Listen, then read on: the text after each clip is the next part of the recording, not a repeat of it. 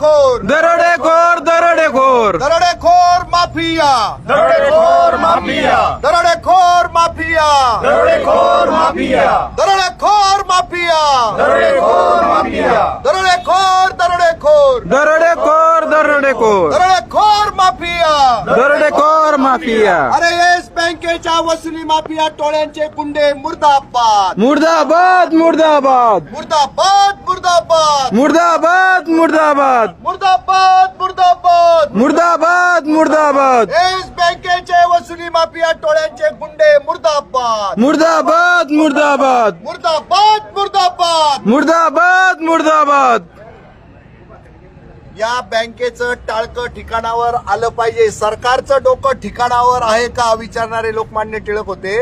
तसं या गावचे सगळे कर्जदार जे आहेत येस बँकेचे ते विचारतायत येस बँकेचं टाळकं ठिकाणावर आहे का. येस बँकेचे मॅनेजर ठिकाणावर नाहीयेत आणि ज्यांनी हा अत्याचार केला तो माणूस काळं थोबाड घेऊन गायब झालेला आहे. आणि वरनं चोर तर चोर वर शिरजोर आता फोनवरनं संपर्क साधून काय म्हणतोय 18,500 रुपये भरा पेनल्टी, नोटरी तयार करा. तू आमच्या घरी आलाच कशाला झक मारायला, कारणच काय. तू आला त्याच्यानंतर 1-1.5 तासामध्ये तुला जवळपास 91,000 रुपये आम्ही दिलेले होते. फक्त तुला गुंडागर्दी करायची होती, तुला दहशत करायची होती. निर्भय महाराष्ट्र पार्टीचा संस्थापक अध्यक्ष या नात्यानं या लाईव्ह मधून सगळ्यांच्या लक्षात एक आणून देतो, बँकिंग काय असतं हे सगळ्यांना माहिती आहे.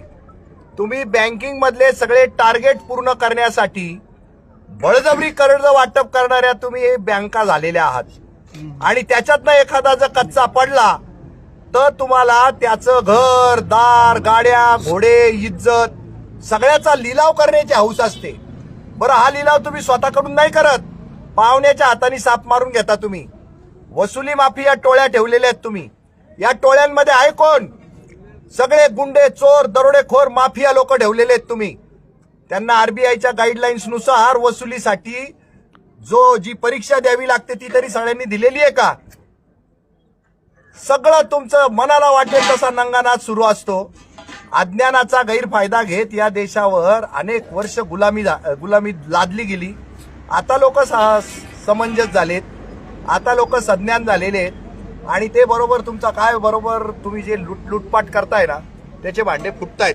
तर आता हे आंदोलन असंच चालू राहील. रात्री इथे जागरण गोंधळ आहे, रात्री इथं भजन कीर्तन आहे आणि शेतकरीच नव्हे जे असहाय्य आणि मजबूर कर्जदार आहेत त्यांच्या मजबुरी